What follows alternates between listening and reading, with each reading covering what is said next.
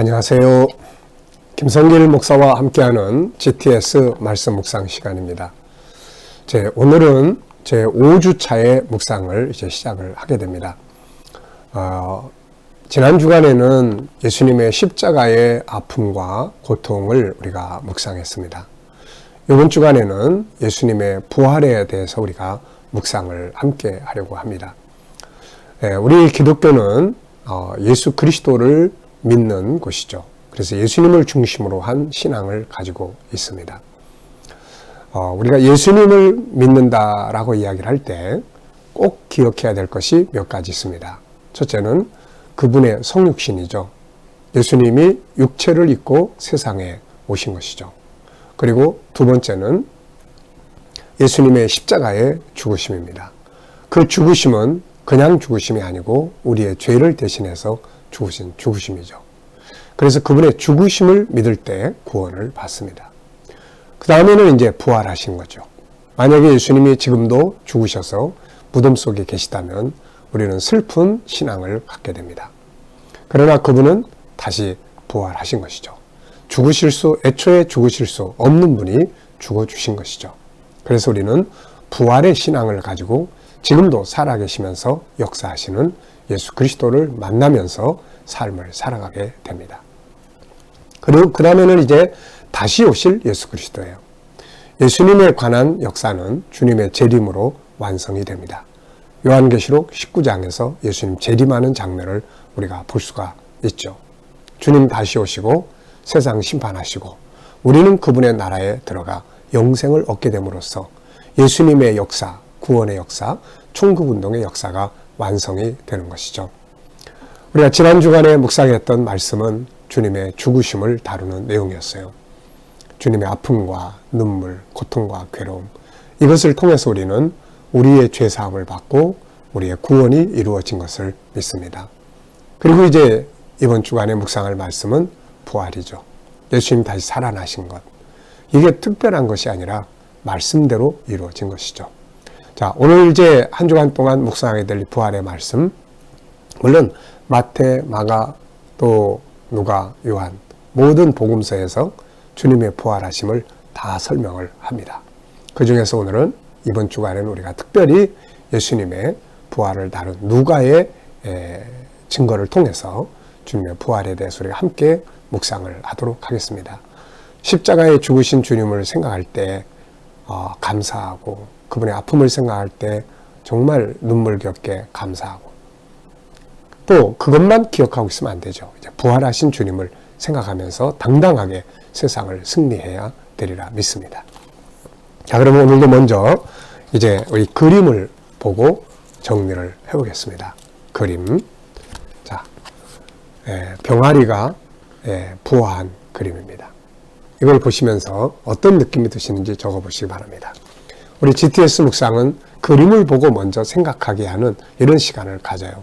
그림을 보면 쉽게 기억나고 또 쉽게 이해할 수 있기 때문에 그 다음에 이제 말씀을 보는 것이죠. 자, 먼저 느낌을 적어보시기 바랍니다. 저는 깨끗하다, 희망이다, 부활, 그리고 이쁘고 귀엽고 사랑스럽다. 그리고 생명감이 느껴져요. 생명은 살아있는 거예요. 참 좋은 겁니다. 죽은 것은 슬픔이지만은 살아있는 건 기쁨이죠. 진리의 말씀, 이런 것들을 적었고요. 그림 안에 있는 내용을 찾아보기, 분석력을 키우기 위한 것이거든요. 이 안에 들어있는 것들. 우선 저는 병아리, 그리고 성경, 계란 껍질, 그리고 털, 방석, 그리고 보이지 않는 부분에 있는데 생명력, 그리고 진리, 뭔가 그 살아있는 역동성, 꿈틀대는 막 이런 것들을 다 그 안에 있는 것 같아요. 세 번째는 연관된 이야기나 사람 적어보기. 이거는 기억력을 좋게 만드는 훈련이에요. 자꾸 생각하고 끌어내고 우리 안에 들어가 있는 정보들, 나쁜 정보 말고 좋은 정보들을 끌어내서 자꾸 기억해내는. 이게 이제 기억력을 회복시키는 훈련이에요. 자, 저는 이제 이걸 보면 제일 먼저 떠오르는 연관된 이야기는 당연히 부활주일이죠. 부활주일. 그 다음에 전에 이제 그 양계장에서 그 계란이 다 썩은 줄 알고 버렸는데 그 쓰레기장에서 그 버려진 계란들 속에서 닭이 병아리가 막 부화해가지고 나오는 이런 기사를 한번 본 일이 있어요. 참 생명이라는 것은 정말 엄청나게 강력한 그런 것을 느끼게 합니다. 자, 그 다음에 네 번째는 이제 과거, 현재, 미래를 상상해보게 하는 그런 내용이에요. 그래서 과거의 나를 들여다보고 오늘의 나를 보고 미래의 나를 예측해 볼 수 있는 바로 그런 내용을 담았습니다. 먼저 이 내용으로 보면은 현재는 계란이 이렇게 부화가 됐습니다. 그래서 병아리들이 나와 있고요. 자, 이 앞부분의 그림을 그린다면은 뭘 그리겠어요? 계란을 그릴 수 있겠죠. 거기서 부화됐고. 그 다음에는 뭘 그릴 수 있겠습니까? 이제 이 병아리들이 커져가지고 어미닭이 돼서 또 다시 알을 낳는 이런 장면을 그려볼 수가 있습니다. 이 그림과 함께 오늘의 나를 적어보고 앞으로 5년 뒤에 나를 한번 생각을 해봅니다. 5년 뒤에 나는 어떤 사람으로 있을까? 또 내가 어떤 사람으로 되기를 원할까? 그렇다면 오늘의 나를 어떻게 바꿔야 될까? 무엇을 준비를 해야 될까? 오늘의 내가 5년 뒤에 내가 될 수 있거든요. 30년 뒤에 나는 어떤 모습으로 있을까? 저는 100살까지 살기를 기도하고 있습니다. 그것도 건강하게. 웬만하면 다 그렇게 사니까요. 그러면 이제 만약에 100살이 앞으로 30년 뒤면 제가 97인데 3년 남았네요. 그러면 그때는 내가 어떤 모습으로 살고 있을까? 만약에 40년 뒤 그렇다면은 하나님의 나라에서 살고 있을 나의 모습을 그려볼 수 있겠죠. 주님 앞에 설 나의 모습. 어떤 모습으로 서고 싶으신가요?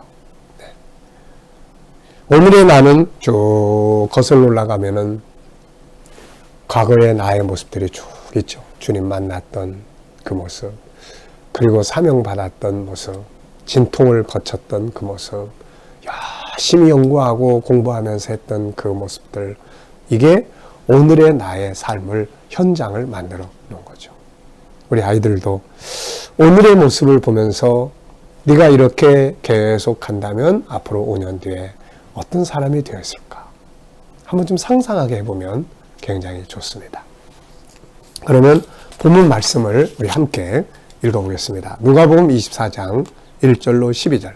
개인적으로 묵상하실 때 가능하면 마태, 마가, 누가, 요한복음, 사복음서 속에서의 부활의 기사를 한 번쯤 비교해서 읽어보면 사도들이 다 기록을 했지만 모든 면을 다 쓴 건 아니기 때문에 사도들이 중요하게 봤던 관점에서 썼기 때문에 다 같이 이렇게 비교해서 한 번씩 읽어보시면 더 큰 은혜를 받게 될 수 있습니다. 여기서는 이렇게 부활의 모습을 기록했구나. 여기서는 이렇게 기록했구나. 네. 자, 누가의 기록을 중심으로 보겠습니다. 안식 후 첫날 새벽에 여자들이 준비한 향품을 가지고 무덤에 가서 돌이 무덤에서 굴려 옮겨진 것을 보고 들어가니 주 예수의 시체가 보이지 아니하더라. 이로 인하여 근심할 때에 문득 찬란한 옷을 입은 두 사람이 곁에 섰는지라. 여자들이 두려워 얼굴을 땅에 대니 두 사람이 이르되 어찌하여 살아있는 자를 죽은 자 가운데서 찾느냐. 여기 계시지 않고 살아나셨느니라.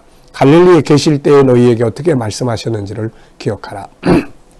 이르시기를 인자가 죄인의 손에 넘겨져 십자가에 못 박히고 제3일에 다시 살아나야 하리라 하셨느니라 한데 그들이 예수의 말씀을 기억하고 무덤에 돌아가 이 모든 것을 11 사도와 다른 모든 이에게 알리니 이 여자들은 막달라 마리아와 요한나와 야고보의 모친 마리아라.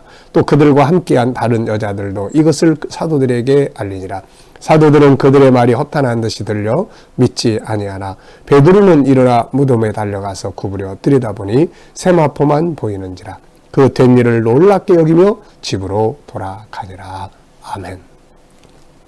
먼저 감사한 일 적어 보시기 바랍니다. 어제 주일을 지키면서 하루 동안 있었던 감사한 일들, 오늘 또 하루를 시작하면서 또 하루 있게 될 일들을 생각하면서 감사한 일들 적어보시기 바랍니다.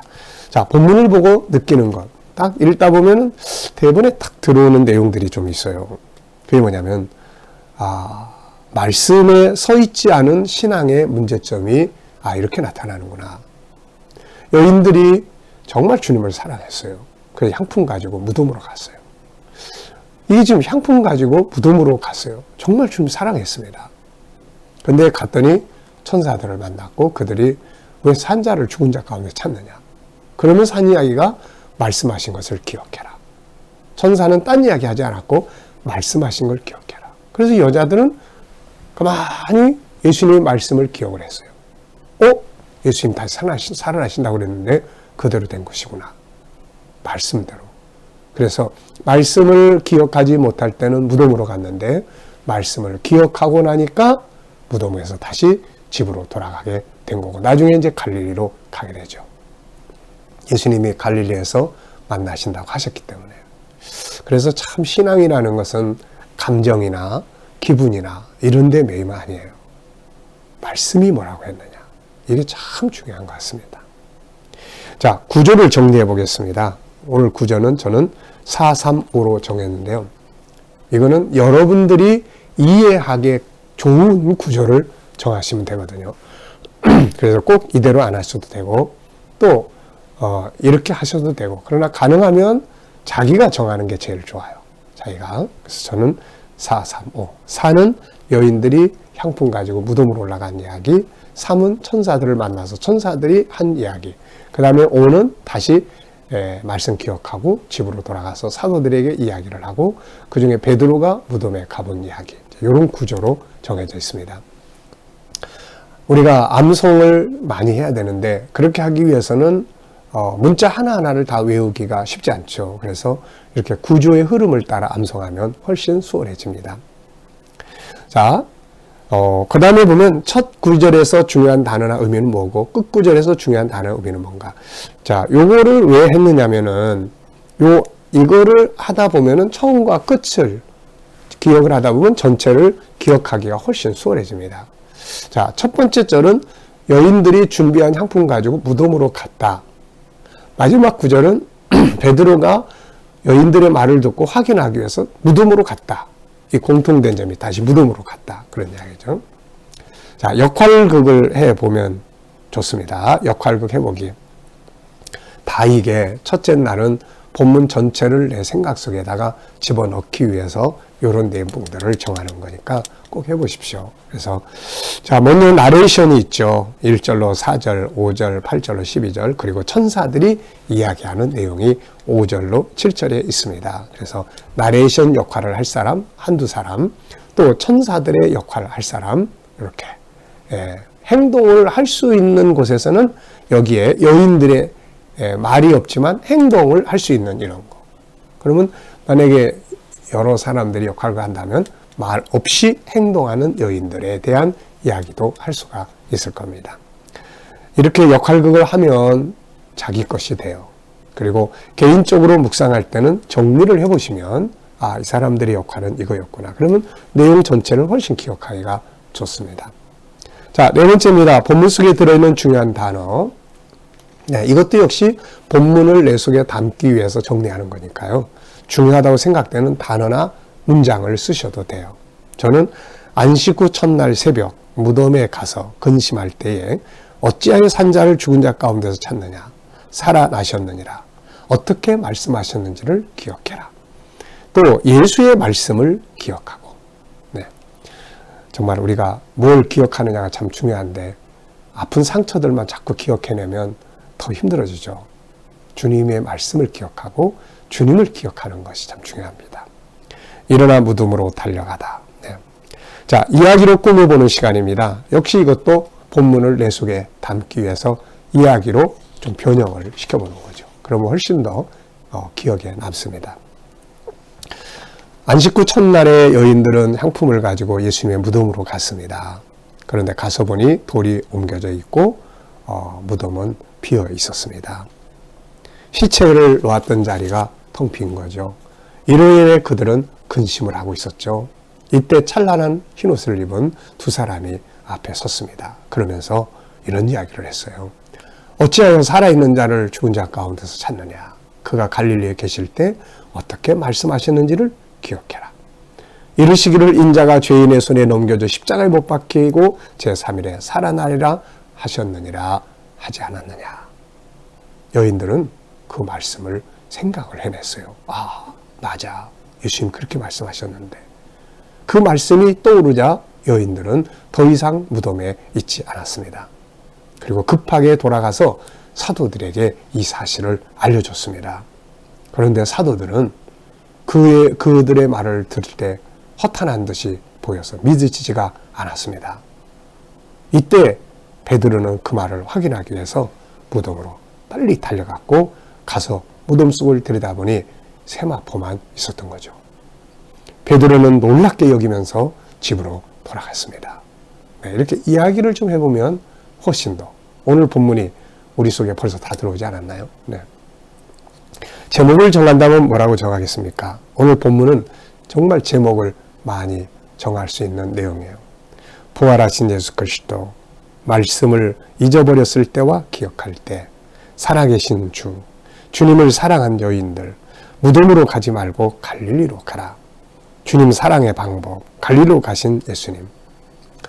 자, 본문을 정리하면서 암송하고 싶은 내용은 무엇인가요? 저는 전체 그래서 9조를 정했습니다. 4, 3, 5. 네. 4, 3, 5. 네, 4, 3, 5. 앞에 4는 여인들이 향품 가지고 무덤에 가려는 이야기. 앞에 4. 그 다음 3은 천사들의 이야기. 그 다음 5는 여인들이 사도들에게 가서 이야기했던 내용과 베드로의 무덤에 간 이야기. 네. 본문에서 내게 주시는 교훈은 무엇인가? 신앙은 철저하게 말씀 위에 서야 된다. 뭐가 됐든 간에 뭐 기분, 감정 이런 게 아니라 철저하게 말씀에. 이 여인들이 말씀에 딱 서 있었다면 무덤으로 갈 필요가 없었죠. 무덤으로 가는 길은 슬픈 길이었어요. 만약 애들이 말씀 위에 딱 섰다면 갈릴리로 갔을 거예요. 왜? 주님이 부활하시면 갈릴리로 간다고 분명히 말씀하셨으니까요. 거기서 주님 만날 수 있기 때문에 희망과 막 기대감을 가지고 주님 돌아가시자마자 이들은 자, 우리 여기 있지 말고 갈릴리로 가자. 분명히 우리한테 말씀하시잖아요. 주님은 반드시 살아나신다. 그랬다면 얼마나 희망이 있을까요? 자, 오늘 우리의 신앙은 무덤을 향한 여인들의 슬픈 신앙입니까? 갈릴리로 가서 주님 만나는 희망의 신앙입니까? 오늘도 주님은 죽으셨고 그리고 살아나셔서 우리 곁에 계시리라 하신 약속대로 계시는 것을 믿고 살아계신 주님을 만나는 신앙의 삶이 되시기를 바랍니다. 질문 2개. 오늘 본문 속에서 느껴지는 하나님 마음. 무덤으로 간 여인들을 보실 때 하나님 마음이 많이 안타까우셨을까요? 왜냐하면 무덤으로 가는 게 지금 아니잖아요. 우리의 신앙도 때로는 그런 주님 분명히 살아계신데 믿지 못하고 두려워하고 염려하고 슬퍼하는 모습 보시면 주님 많이 슬퍼하실 거예요. 그런데 보이지 않지만 말씀을 믿고 같이 계신다고 그랬으니까 분명히 계실 거예요. 그렇다면 주님 얼마나 기뻐하시겠어요? 질문. 첫째, 이 여인들은 왜 무덤으로 갔을까? 둘째, 말씀을 기억한 후에는 뭐가 달라졌는가? 네, 말씀을 기억한 후에는 무덤에 안 있었어요. 삶이 완전히 바뀌어버린 거죠. 네. 오늘은 현장에서 뭘 보시든 간에 생각 속에다가 이런 방식을 가지고 다 기억 속에다가 저장을 해 보시기 바랍니다. 오늘도 묵상과 함께 부활하신 주님과 함께 만남의 신앙 복된 하루 되시기 바랍니다. 기도하겠습니다. 주님 감사합니다. 우리 위해 죽으시고 우리 위해 살아나신 주님. 이제 우리는 주님의 십자가의 죽으심 앞에 늘 감사하고 감격하고 나의 구원을 확신하고 그리고 부활의 주님을 믿고 늘 주님 만나는 삶을 살게 하여 주시옵소서. 주님 오늘도 우리 모든 자녀들, 성도들, 이웃들, 믿지 않는 자들은 다 주께로 돌아오게 하시고 주의 백성들 머무는 곳마다 함께 하셔서 코로나 바이러스로부터 머리털 하나 상하지 않게 지켜주시고 또 주님 저희들이 믿음으로 일하는 직장과 사업장들이 형통하게 하시며 새로운 직장을 구하는 성도들에게 좋은 직장들을 만나게 하여 주시고 저희들이 가진 꿈과 비전들이 주 안에서 다 이루어지게 하시며 치료받는 성도들에게는 주님 주의 피 묻은 손으로 만져주셔서 모든 질병이 저희들에게서 다 떠나가게 하여 주옵소서. 주님 오늘도 이 나라와 민족 붙들어 주시고 이 땅에서 코로나 바이러스가 속히 소멸되며 나라의 지도자들에게 지혜와 총명 주셔서 나라를 바른 길로 이끌어가게 하시고 세계 곳곳에 있는 선교사님들과 저들의 사역 가운데 은혜 베풀어 주시며 환난과 핍박 속에서 고통받는 교회와 성도들을 지키시고 승리하게 하여 주시옵소서. 감사하며 예수님의 이름으로 기도하옵나이다. 아멘.